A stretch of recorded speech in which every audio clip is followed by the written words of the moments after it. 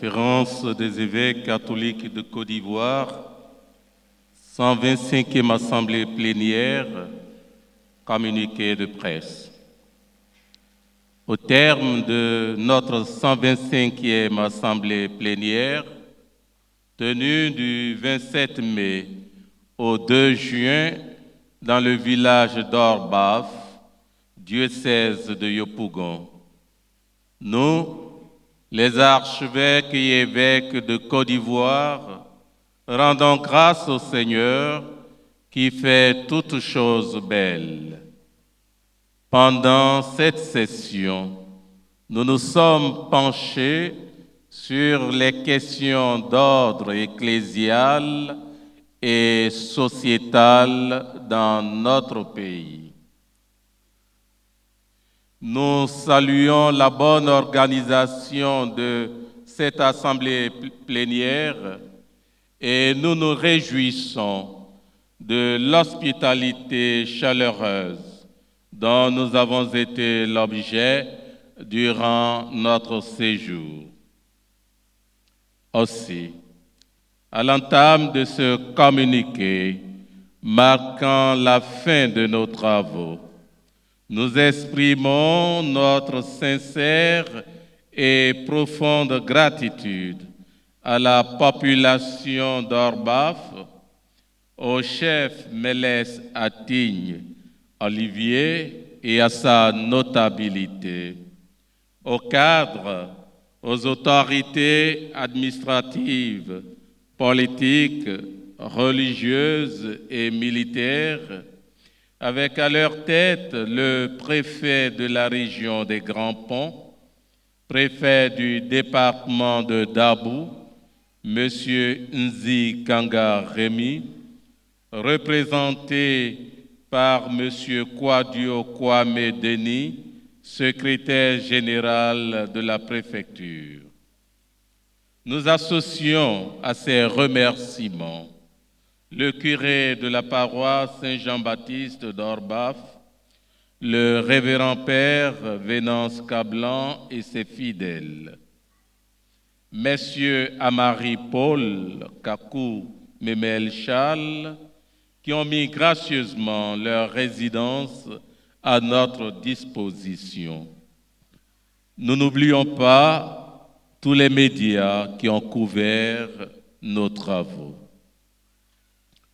Nous rendons un hommage mérité à notre frère, Monseigneur Jean-Salmon Lezitier, évêque de Yopougon, au clergé, aux personnes consacrées, aux fidèles laïcs du Christ, ainsi qu'aux personnes de bonne volonté pour leur service dévoué.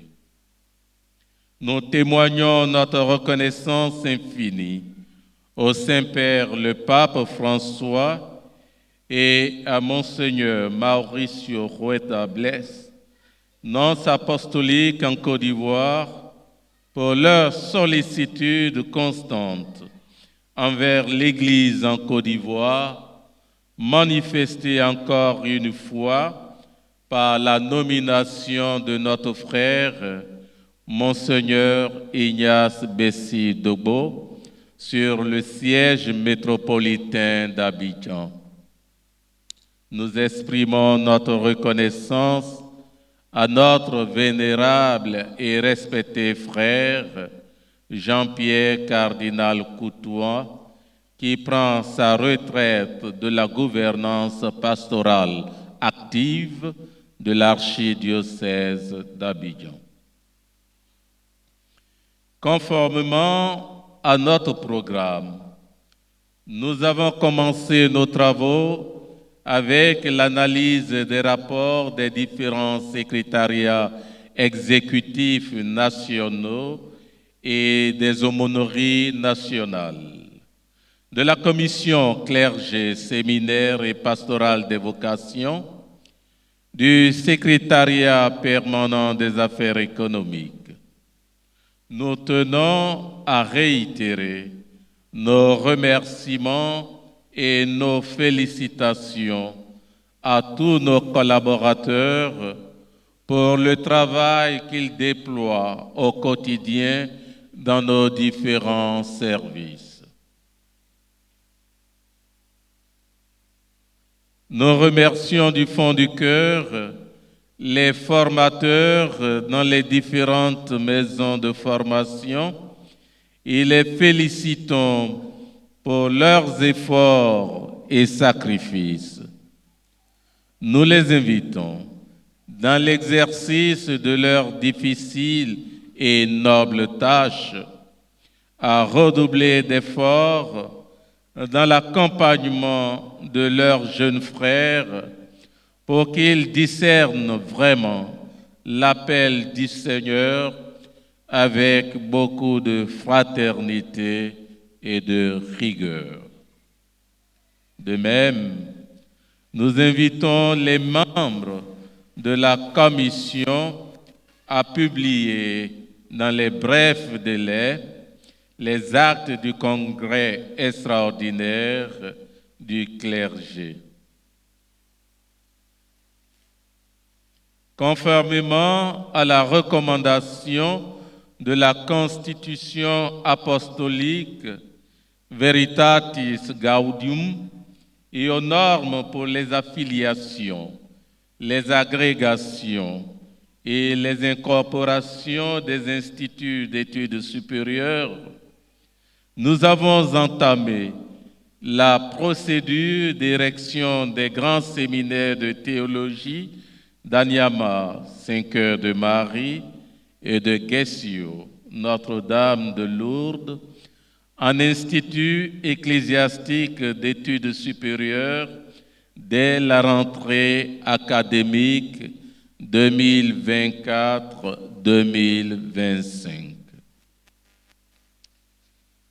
Nous avons décidé du démarrage de la péréquation nationale du clergé avec tous les diocèses dès le mois d'octobre 2024.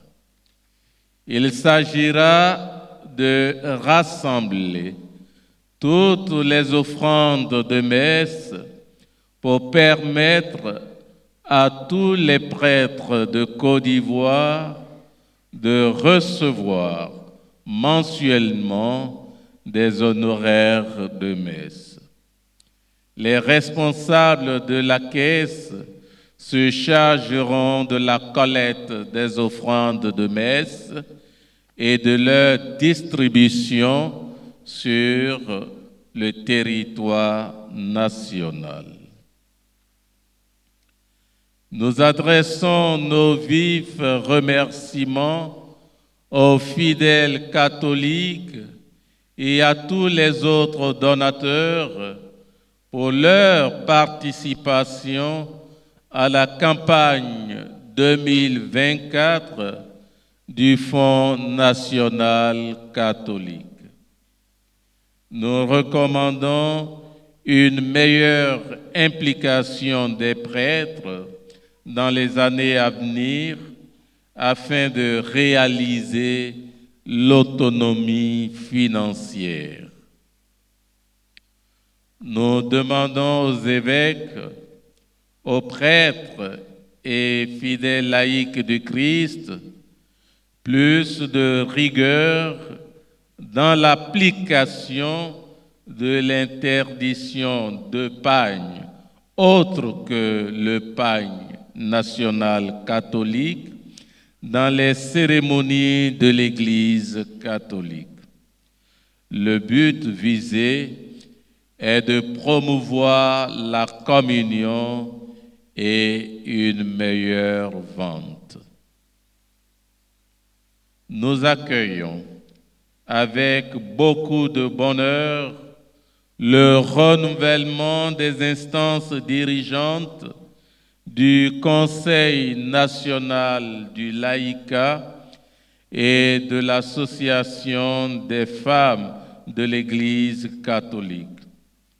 Nous félicitons les nouveaux responsables et les exhortons à œuvrer en faveur d'un laïcat fort, responsable et engagé. Nous avons reconduit certains mandats et procédé à de nouvelles nominations. Ainsi sont nommés Révérend Père Émile Aka Kélignon du clergé diocésain de Gagnoa, secrétaire général de la CECI. Révérend Père Maxime Babel Kwaku Bende du clergé diocésain de Boaké, secrétaire général adjoint de la CECI.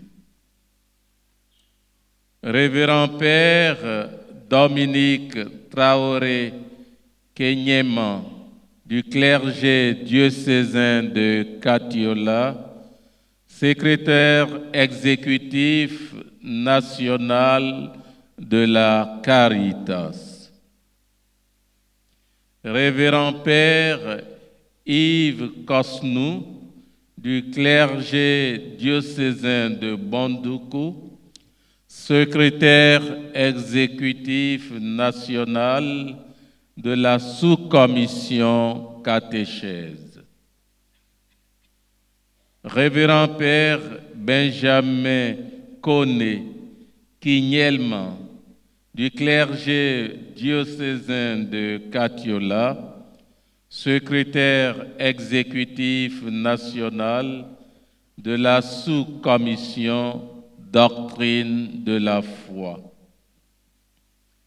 Révérend Père André Dogafolo du clergé diocésain de Katiola, secrétaire du Conseil pour les affaires économiques. Révérend Père Aimé Desplis du clergé diocésain d'Agboville, aumônier national de la Légion de Marie. Révérend Père Venceslas Mathias Lattes du clergé diocésain de Yopougon, aumônier national des scouts et guides. Révérend Père Thomas Memel Nyagne du clergé diocésain de Yopougon, aumônier national de l'AFEC.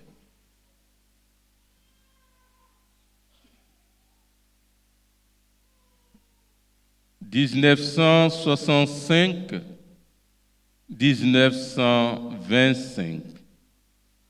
Voici 50 années qu'existe l'organe de collégialité pastorale, affective et effective des évêques catholiques de Côte d'Ivoire. L'ouverture de la célébration de ce cinquantenaire se fera à l'Assemblée plénière de janvier 2025 à Bondoukou et la clôture à l'Assemblée de juin 2025 dans le diocèse de Grand-Bassam.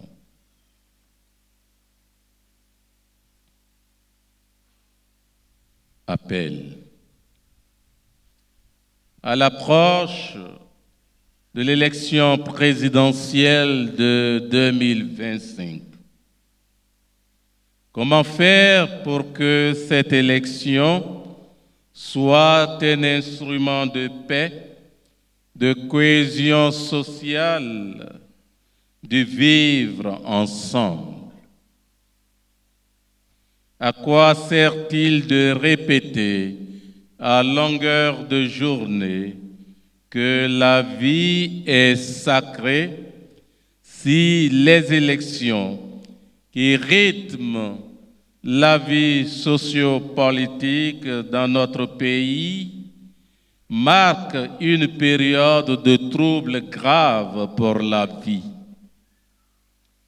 Ressentant les inquiétudes et les interrogations de la société ivoirienne, nous nous sentons obligés d'interpeller nos concitoyens habitants de la Côte d'Ivoire, plus particulièrement les gouvernants, les partis politiques, les guides religieux et les médias à agir sur tous les leviers qui garantissent des élections justes, transparentes, crédibles, inclusibles et paisibles.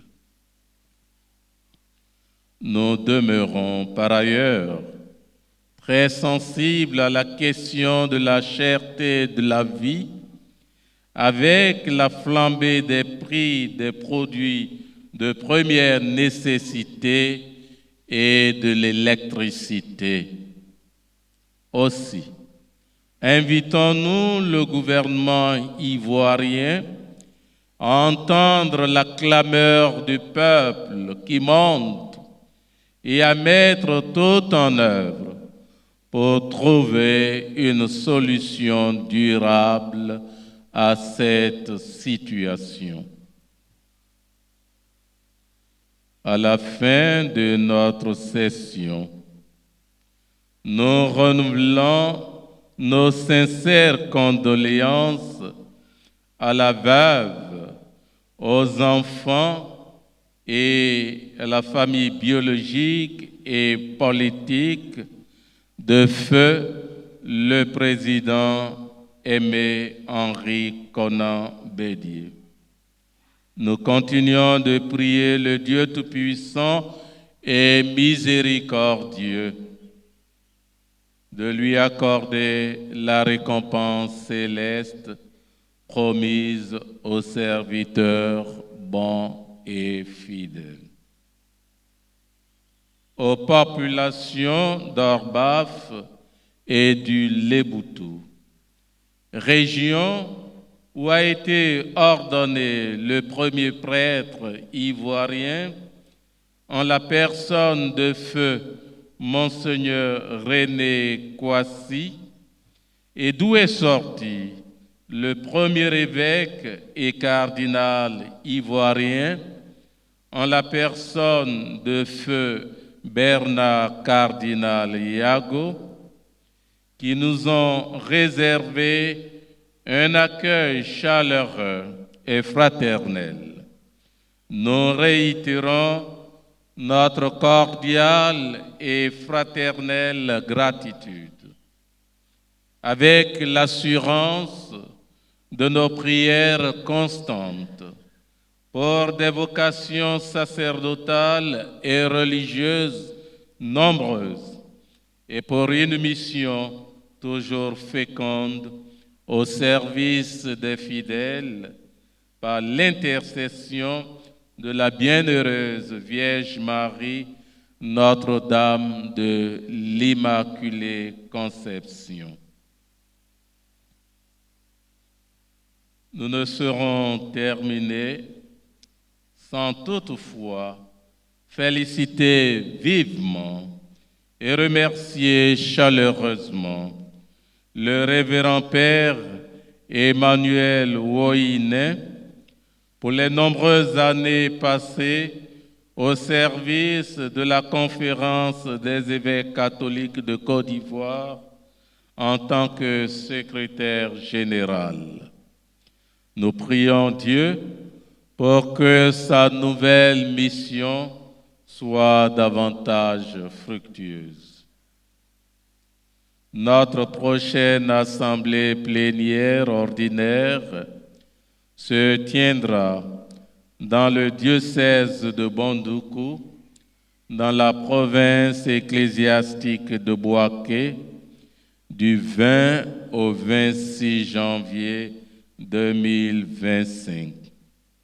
Fait à Orbaf, diocèse de Yopougon, ce 2 juin 2024, en la solennité du corps et du sang du Christ, pour les archevêques et évêques de Côte d'Ivoire, signé Monseigneur Marcelin Yao Kwadio, président.